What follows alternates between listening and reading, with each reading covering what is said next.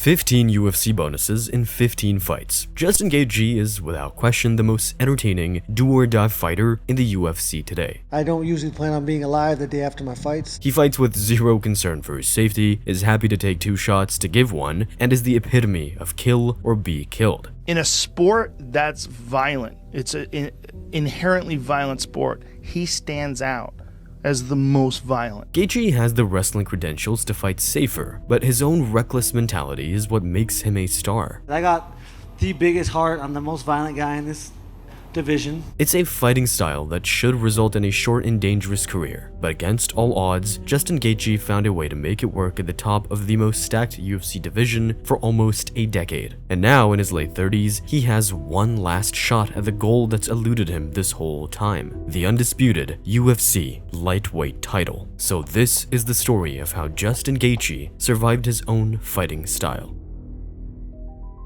Despite being a NCAA Division I wrestler, Gaethje almost never uses his grappling. According to ESPN stats, he went for just 1 takedown in his first 10 UFC fights. I think I sold myself so hard on the fact this is not wrestling, that this is fighting, and so I don't know.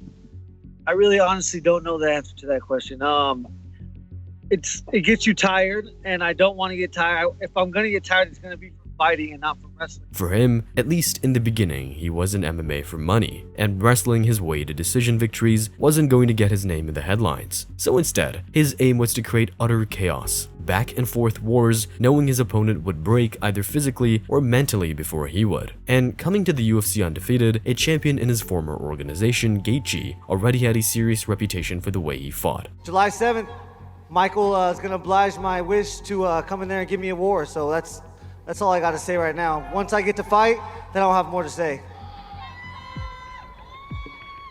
Listen, Justin, you had wars in World Series, but when you come over to the UFC, you won't have a war with me, man. So it's all right. We're gonna bang. Don't get it wrong, but you're out of your league on this one, buddy. In his debut against Michael Johnson, Gaethje was as advertised. It was the definition of a war. Gaethje was on the verge of defeat multiple times, but in the end, he broke Johnson and many people's fight of the year. There's a few fights that I'm like, I wish I called that fight, because that fight was madness.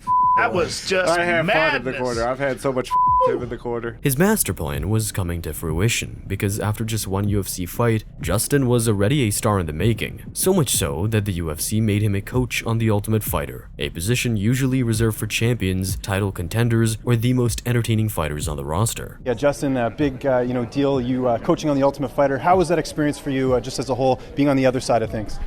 It was great. I loved it. I was in their position 4 days before that show started. Never fought in the UFC, trying to prove myself. So yeah, it was a great, great. I was, on their same level. I learned just as much from them as they did from me. So. But the problem was, while Michael Johnson was a dangerous opponent, he wasn't the elite of the elite, and a quiet narrative was building that Justin's car crash way of fighting simply wouldn't work against the very best the UFC had to offer at 155 pounds. That theory would quickly be put to the test, because in his next 2 fights, Gaethje was standing opposite former champion Eddie Alvarez and the veteran Dustin Poirier, and both of them went the exact same way. Total wars, where for the first time in his life, Justin was on the losing side. But with both fights winning Fight of the Year awards from numerous MMA outlets, Gaethje's star power didn't take a hit. If anything, it grew, just like what we're trying to do with our subscriber count. So please go take a quick second and subscribe to the channel. But it was during this dark time where fans really began to understand the psychology of what makes Gaethje a once-in-a-lifetime fighter. I signed up for this. I said it before. I've said it many times that I was going to lose. If I lost, I hoped that I would got knocked out, and all those things came true.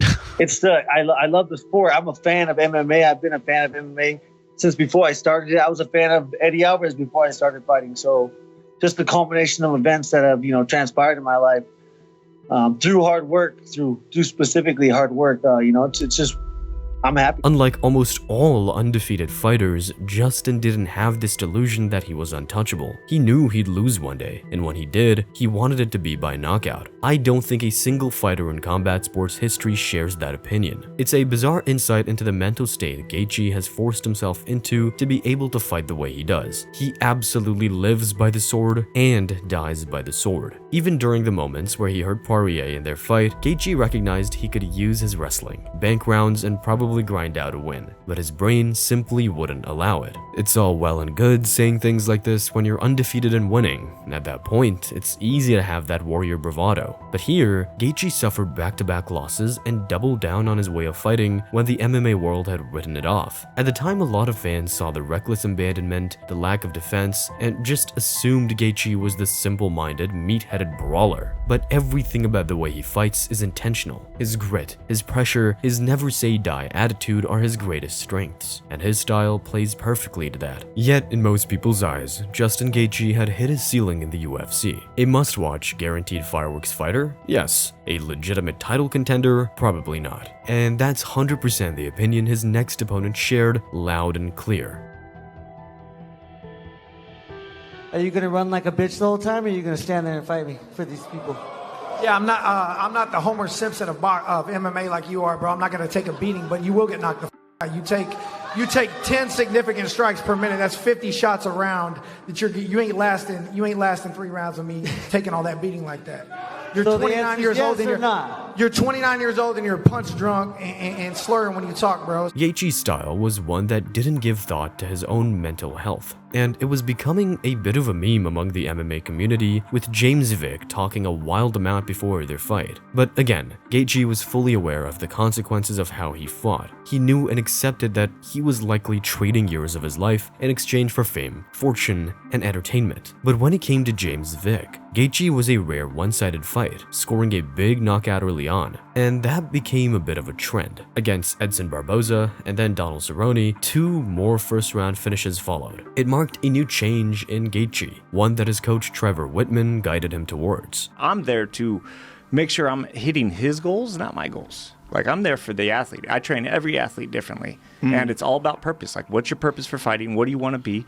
And his has changed in the last 4 fights. 4 fights ago, he actually said he wanted to be a world champion, and before that, I want to be the most exciting fighter in the world. And it was about going out there causing those wars. And in the gym, he was sharp and could box and could really do some athletic stuff, but he loved to see people drowned. Justin recognized that he didn't have to go pedal to the metal from the first second to the last. He could, at times, take his foot off the gas, have some defensive thoughts, and still be in super exciting fights. And in his next fight against Tony Ferguson, who was not only unbeaten in 12 UFC fights, but reveled in chaos like Justin, the highlight put on a near shutout. I knew that the boxing and the movement and the ability to get inside that range and land those big shots and hurt Tony, because he likes to take shots, and Justin's just a different breed. That's not a guy that you can sit there and take shot from. You can not get knocked down, but he's going to wear on you, and the calf kicks. It was just, I mean, that was one of the most beautiful performances I've seen out of him and out of any lightweight in the UFC. That was a main event right there, guys. Fighting a masterclass is something you would have never said about Gaethje. It was clear he developed as a fighter. He was conservative. He found his punches. He knew when to get out. This was the one thing that was different about the Justin Gaethjes we saw tonight. He was usually a guy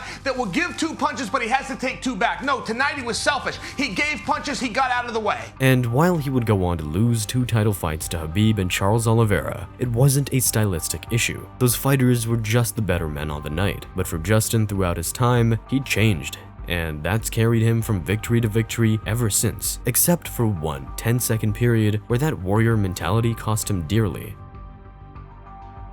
With this newfound ability to turn fights into wars, play the sniper, and dictate the pace of the action, Gaethje was a force to be reckoned with, and it was on display in the Fight of the Year contender with Michael Chandler. The opener to the pay-per-view, Justin Gaethje versus Michael Chandler, I mean, possibly one of the best fights I've ever seen live. I mean, just chaos. Michael Chandler, he's been accused of having a soft chin, and at the end of the fight, he's walking through gritty, spitting out blood, defiant. But perhaps the most satisfying win of his career was to come, against Dustin Poirier, the man who previously beat him with the BMF title on the line, a belt that was destined to end up in Gaethje's hands. And after a back and forth, all action for first round. It looks like we were in for yet another slugfest, but early in the second round, Gaethje picked the right shot and got his revenge. All because he was able to take his foot off the gas and not go wild. But that old Justin Gaethje had never gone away, not truly. The want to throw caution to the wind, brawl, and make it ugly was still inside him. So despite losing 4 rounds, 4 minutes and 50 seconds at UFC 300 against Max Holloway, when the Hawaiian pointed to the octagon floor, there was not a chance Gaethje was going to decline. It might have been a Hail Mary chance for him to pull a victory from the jaws of defeat, but Gaethje could have been winning comfortably. He would have still thrown down at the end. That's just who he is. And while his coach was smiling proud, knowing moments like this are what his fighters live for, Max Holloway landed one final clean strike right on the buzzer to put Justin out cold. It was maybe the craziest moment in UFC history, one that had everyone in the sport losing their minds. Rolling Thunder from Justin Gaethje, right in the middle. Let's do it. Oh shit! Oh shit! Let's go!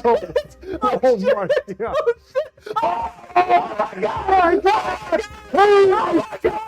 Oh my god! Oh my god! Oh my god! Justin Gaethje got his left!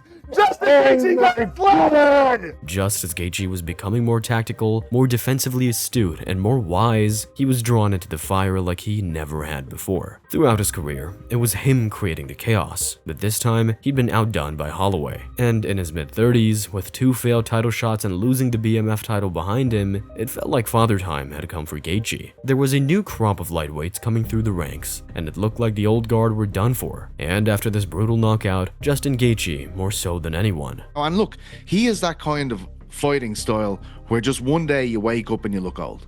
And he had that brutal knockout at the hands of Max Holloway. So I think after that, we're kind of saying, well, a guy who fights like that, he's on bought time. And if he does get in a firefight, it's not going to go very well for him. He even recognized himself that retirement wasn't too far away. And should he get put away like that again, it's probably curtains. I know you've taken a lot of trauma over the years with, you know, in your wins as well as in your losses and the way you fight, right? Yeah, that's why people love you, because of the way you sacrifice. But wait, did you ever consider, you know, the Holloway fight being it? No, I ain't going out like that. If it happens again, I'm sure it'll be it. For all his recklessness inside the octagon, he wisely took a year off after the Holloway fight and went 6 months without being hit a single time. So when he was matched up against Rafael Fiziev yet again, even though Justin was victorious in their first fight, it felt like the tide had shifted. The betting odds suggested Fiziev could get the job done, even though he took the fight on short notice. And the narrative from MMA fans was that it was very likely Gaethje would lose and hang up the gloves on a Hall of Fame career for good. Because after all, with all those battles and the KO losses on his body, surely he couldn't be one of these guys who just keeps going. But in a tight contest, the never say die attitude helped Justin dominate the final few minutes and put an exclamation mark on an unlikely win. I was a little nervous. Yeah, he took a very different approach than the first fight, and if I don't move forward when he's fighting like that, then I'm gonna have issues. He's so fast. But yeah, I think you know, my coach telling me that I had to win second and third round. I knew I needed to move forward. I think all the champions move forward, and I think that's a huge part of the sport. And then the same story repeated itself against another up-and-coming contender in Paddy Pimblett. Justin will lose, retire, and that'll be that. He's too old, been through too much, and won't keep up with the next generation. You had really smart guys like Dustin Poirier telling you Justin Gaethje's got this, and you had really smart other analysts and fighters and fans saying, no, this is Paddy's time, Gaethje's too old, he's 37, you know, he can't take a shot like he once did. He was knocked out by Max Holloway not that long, all that stuff and more. And quite frankly, I was in that camp. But instead of fighting the tactical fight, maybe even using a bit of wrestling, Gaethje went old school, full-on chaos, no concern for his safety, and just walked down Paddy and essentially bullied him for almost 25 minutes. It was vintage Justin Gaethje. In the end, it was just a slobber knocker, as they'd say, like just a drag him out brawl. And Paddy wasn't going anywhere. It's just, he looked like he was connecting really hard, but it's like, it's that otherworldly zombie kind of thing that comes over Gaethje in these fights. Like, he does have an extra durability that we've seen in these fights right from the get-go in his UFC tenure as well, and before that as well, but really during that Michael Johnson fight, that has been the hallmark of his UFC tenure, and it was incredible to see him do it now. And that is the beauty of his career. His style lends himself to a short but memorable career, yet somehow he's found a way to be known for his longevity. He debuted as an amateur in 2008, and after 16 years of war, he's still at the very top. But there is one final frightening hurdle ahead of him, Ilia Topuria. What Ilia does do is he touches you, and that's what Firas Zahabi calls the touch of death. He's got that touch of death, man. When he did that shit to Charles, I was like, I can't even believe I'm seeing this.